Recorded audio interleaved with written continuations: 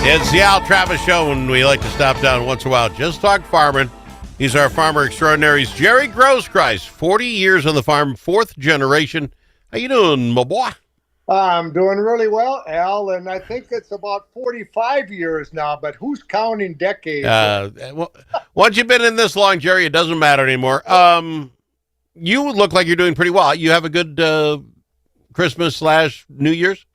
Yeah, really fun. Went to church Christmas Eve, watched the granddaughter play the bells, and Okay. went over to Laura's for Christmas Eve, and then we had some neighbors over that were kind of like us, been around the block more than once, and their families were getting together different times, so we had them over for Christmas brunch, and then we went Okay. over and bushed off our daughter again later on in the afternoon. And the most exciting part was New Year's Eve. What happened New Year's Eve? I think I fell asleep by about 8:30 that night. See, that's the way to do that. I wouldn't have been far behind you. We went on a trip to Washington, D.C. So to get to the airport 2 hours, we got to work this out, Jerry. This idea you got to be at the airport 2 hours early when you don't take your shoes off anymore. There's got to be a way, an app or something that says, hey, things are going pretty good through the checkout line. Just, you don't have to be there. We got up at 2:30 in the morning, showered, did our things. You get to the airport by 4 in the flipping morning, went through that, checkout thing, and had an hour and 15 minutes to kill. I could have slept enough, and anyway, that was New Year's Eve. So by the time we flew, got on the plane and the train and got to where we needed to be, it was New Year's Eve. I was dead tired at 6 o'clock. I faked it, tried to be nice until about 8:30, and I'm like, I'm not seeing New Year's with you people. I'm going to bed. I was done. Yep. Now I'll tell you what, I have some advice, Al, because I've been getting up about 3:15 in the morning most of my life, right? Yep. So you become a good cat napper. So the key No. is you should have been taking a cat nap on the plane, maybe on the hotel. See, you got to be a little more organized and Well, see, the sleeping on the plane doesn't work for me. It was 2.5 hours, and by the time you get up in the air and okay, the plane didn't blow up on takeoff, you got that go, and then you got to land again. Not a lot of nap time, and plus you're sitting right next to people you don't know. I don't want to snore. But I thought on the train, we had like a 3.5 hour train ride from whatever would have been Maryland down to Richmond. And I go, I'll just take a nap. What I got to do? Sit next to my wife, will take a nap. Every 20 minutes, the guy's on the speaker saying, our next stop is here. If you're ready to get off, be sure to be by the door. And like, you could not sleep. It was every 20 minutes. I gave up, Jerry. It was tough. no, there again, if you get up early in the morning, you are trained well enough. I've been told the world could come to an end and I wouldn't wake up. All right. Well, that wasn't me, so it was kind of a tough deal. New Year's been good for you so far. Things going well on the farm. You look good. You look like you're really doing well. Oh, boy, I feel 20 years younger after my friends at Abbott Northwestern got my heart fixed. I was out shoveling beans, and let the record show I was a good boy because that big artery in your leg, there was a big hole, and you're supposed to take Yeah. it easy so you don't pop. So it was over 2 weeks. I wasn't out at the farm. Holy smokes, could I shovel beans off the bend floor when What I does had the wife say about that, though? Is she watching you? She got you on. I bet you your phone is on her phone, and she watches you moving around the farm. Is that true? I can't imagine her wanting you out there shoveling beans. She's just fine with it. And of course, the cell phone is sitting in the truck, but But I have my Dick Tracy watch. oh, okay. And like once she called and I was in using the sweep, it's amazing. Now, you young kids don't know what a Dick Tracy watch is, but I I watched Dick Tracy talk at a watch on his wrist, so I call it my Dick Tracy watch. I couldn't hear her very well, but all she needed to hear was, I'm in the bend, I'm doing fine. All she had to know was that I was okay, and she had no need to talk to me anymore. The Dick Tracy watch, though, it'll tell you when your heart races a lot. It'll probably tell you when your heart stops. But is there anything else to look for? I mean, that it's high for a long time? Is there? I mean, you had the Widowmaker, so I presume that won't show you anything till it's not working.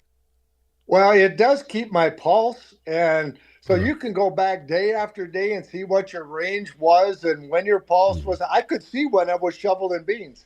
I could Okay. see my pulse go up, Now, the newer Apple Watch, actually, you can see your EKG besides. Now, isn't that really getting fancy? But I there's wouldn't know. no need. My heart's in great shape. So, I wouldn't know how to read the EKG anyway. But okay, let's talk some farming stuff. We missed that in the last couple of weeks. You hear this bird flu? This quarter, Brownfield, the pork industry is investigating H5N1 research, even though there are very few cases of bird flu in pigs because it's called bird flu. Okay. Is this something I need to worry about? It's a $4 million effort. They're going to spend $4 million to see if pigs get bird flu, which they're going to have to change the name of it, I presume. multi-species flu. How does that sound? Well, yeah, I mean, okay, people can get it. We know that doesn't happen very often, but some farmer got it somewhere. It's still the bird flu. Do we worry about what it does to the pigs if they get it? Coughing and hacking is not good. I was doing an interview with some folks from the National Pork Board down at the Farm Broadcasters Convention last late fall, and they're doing this research to see if it could be a problem. I think they're trying to be proactive because, to my knowledge, there's only been one case, and it was somebody lived out in the country, and they had some turkeys and some chickens and a couple pigs. And the turkeys or the chickens got it, and the pig got it, but it wasn't very serious. Just like, a while back, we were really worried about the dairy industry because cows were getting it. But they got a little punky for a little while, and they got over it and went on. And the Minnesota Department of Agriculture has been routinely testing bulk take samples looking for it, and it just became a non-event. So hopefully it just pretty much stays of the problem just with poultry. As I'm hanging with you in this conversation, what you're saying, a little punky, that was with a P, folks, a little punky, but it didn't do anything to the cows. Is there any, how do I put this? How do we know they even it was bird flu? Cows can get punky without birds, pigs the same way. Yeah, the cows did go off feed for a little while, weren't eating as much. And I don't know if they're running the temperature. So, of course, first thing a dairy farmer does, something doesn't look right, and he can't diagnose it. He calls in his veterinarian. They did some blood tests, samples, and they were able to diagnose it. But the cows got over it in short order, and we're back eating and producing like normal. And I presume the pig's the same way. So this is us just being – okay. Yeah. All right. That's fair enough. We want to be proactive, not to have it come slamming down on us. I guess I'm okay with that.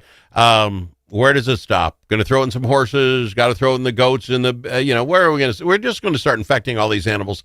I think the PETA people are going to say something. I don't know what. We're trying to save the world. I'll be back after this. I've got him. He's Jerry Groskreutz, farmer extraordinaire on the Al Travis Show. More right after this.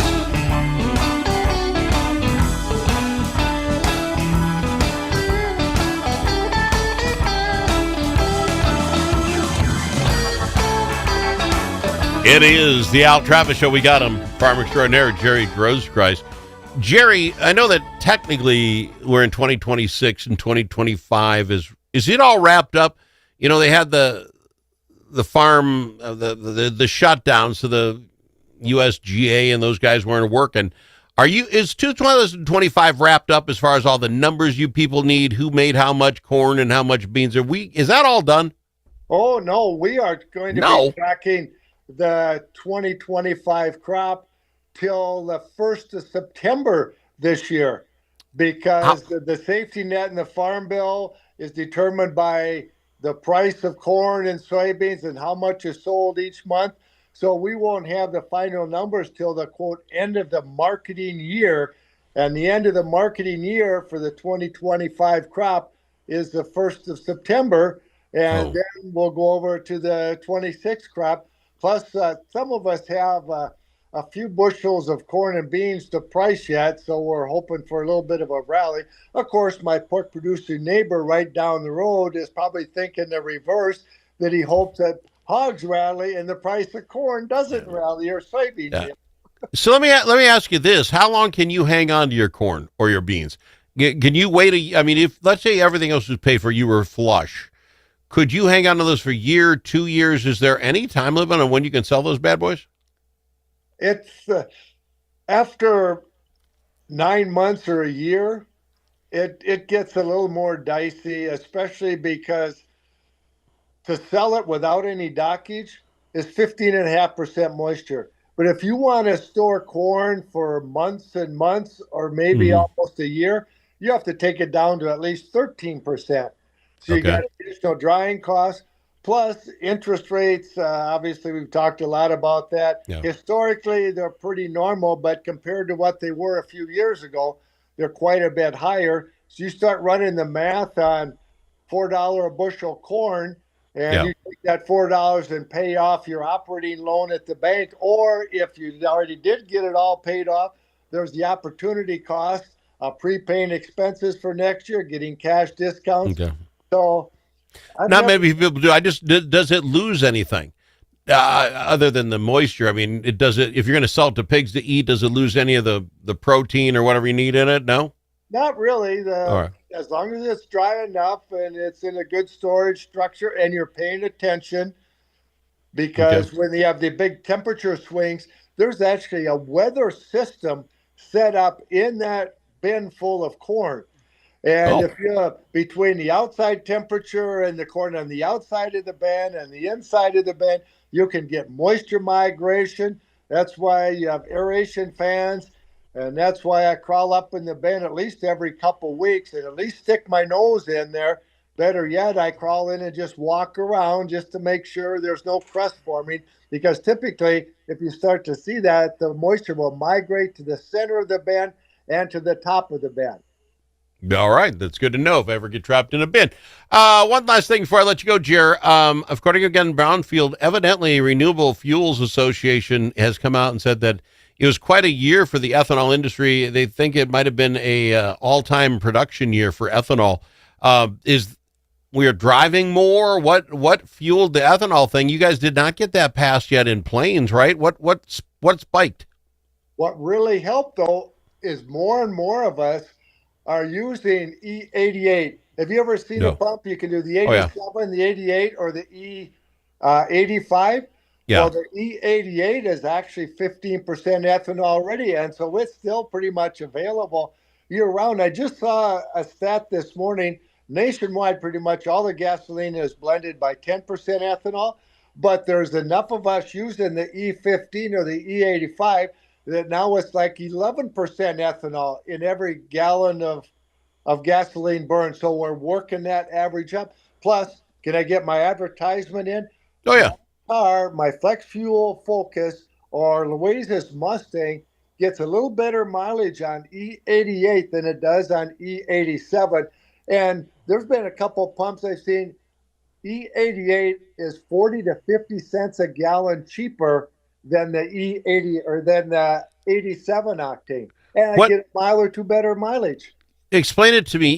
E85, 15% ethanol, right? So why No, is it no, E85 is 85% ethanol. all right? Then Your E88 is 87, 88%? uh, the E80, the normal octane 87, that's guaranteed 10% ethanol. The E88 is a higher octane, that's 15% ethanol. Okay, see that you just confuse everybody. And if the nozzle fits in your car, you can use that gas, right? Is that how that works? Pretty much because, well, technically, if you don't have a flex fuel vehicle, you aren't supposed to use the E85, which is 85% ethanol. But I've heard from some pretty reliable sources that as long as your car is above newer than like 2000 or whatever, I've heard that the car will run just fine. You might throw a warning light, a sensor with your that says something is out of whack, but I've heard that it runs just fine. Just rumors, though. For now, we cannot Yeah, expel or dispel any of that. yeah. Jerry, you know I love having you come on the program. I really do. You had mentioned before we went on about the show going on in Mankato. Want to give it a plug quick? When is that? Minnesota Ag Expo, the annual meeting Yeah. of the Minnesota corn growers and Minnesota soybean growers, January 20th and 21st at the Mayo Clinic Health Systems Convention Event Center center. in Yeah. downtown Mankato. And I have a challenge for Mr. Al. Yes, I sir. think when you get done with your show, you ought to come down to the Ag Expo. I can take you to one of the annual meetings, take you All right. to all of the trade show, and I might have enough influence that I can even though you are in a corner soybean grower paying into the checkoff, I might be able to have enough clout to get you lunch. Buddy, you have got a deal. I'll run up there. I enjoy the event center, and I'd love to see it. I'm going to bring my grab bag because what I understand you farmers get is nothing but swag, right? Pens, pencils, squeezy balls. It's all there for the taking when you go to those programs. I'll be there, Jerry. I appreciate you. Education too, Al, free. Well, I'm not too sure. If something comes in, something's got to go out. I'll do the best I can to learn. I've got him. Jerry Groskreutz, farmer extraordinaire. More right after this.